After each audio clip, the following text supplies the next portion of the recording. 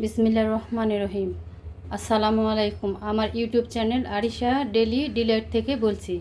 আজ আমি রান্না করব কাস্টার্ড। আপনারা দেখতে থাকুন। আমি এই পাত্রতে 2 লিটার দুধ নিয়েছি। দুধটা আমার ঘন হয়ে এসেছে।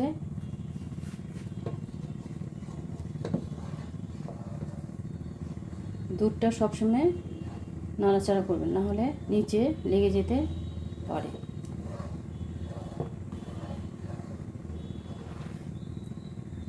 এরপর আমি লিকুইড দুধ দিব।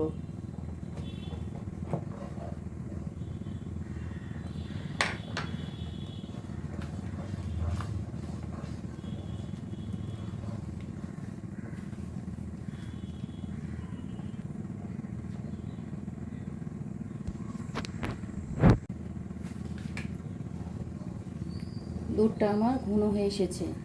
আপনারা সবসময় সাবধানে নাড়াচাড়া করবেন এবং বেশি বেশি নাড়াচাড়া করবেন, নাহলে নিচে লেগে যাওয়ার সম্ভাবনা থাকবে। এরপর আমি গুঁড়া দুধ দিব, ফ্রেশ গুঁড়া দুধ।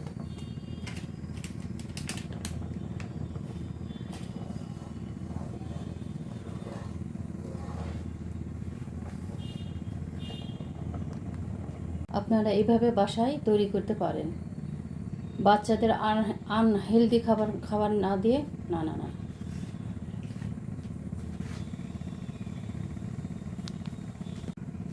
এভাবে বাসায় আপনারা ট্রাই করবেন। বাচ্চাদের বাইরের ফাস্টফুড খেতে না দিয়ে বাসায় এইভাবে তৈরি করে খাবেন, তাতে শরীরেরও ভালো। এটা অত্যন্ত হেলদি খাবার। বাইরের আনহেলদি খাবার না দিয়ে হেলদি খাবার দিয়ে, আর 3-4 দিন ফ্রিজে রেখেও খাওয়া যায়। আপনারা মেহমান আসলে এভাবে মেহমানদের পরিবেশন করতে পারেন। ফ্রিজে রেখে 5-7 দিন ফ্রিজে রাখতে পারবেন।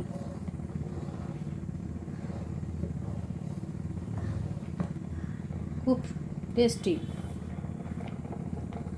কাস্টার্ডটা প্রায় আমার হওয়ার পথে। এরপর আমি কাস্টার্ডটা ঠান্ডা করব, হালকা ঠান্ডা করে তারপর ডিম দেব। চুলাটা অফ করে দেব। এখানে আমি 3টা ডিম নিয়েছি, ডিমের সাদা অংশ।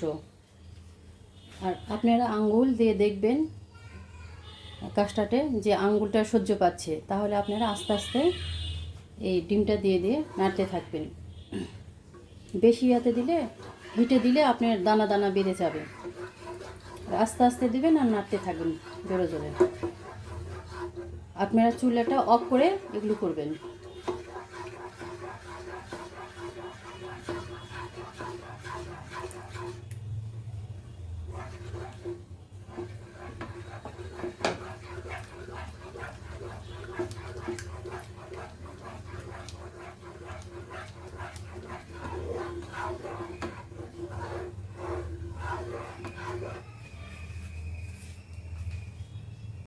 এবার চুলাটা অন করবেন, করে মিডিয়াম হিটে আবার দিবেন, দিয়ে নাড়াচাড়া করবেন।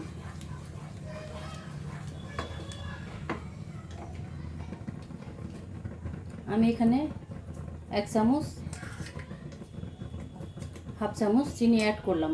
আপনারা চাইলে দিতে পারেন, না হলে না দিতে পারেন। আমি একটু মিষ্টি পছন্দ করি।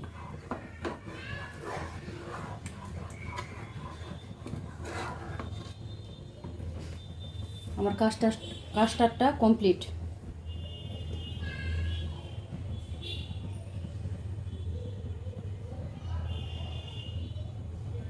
এভাবে আপনারা বাসায় ট্রাই করুন।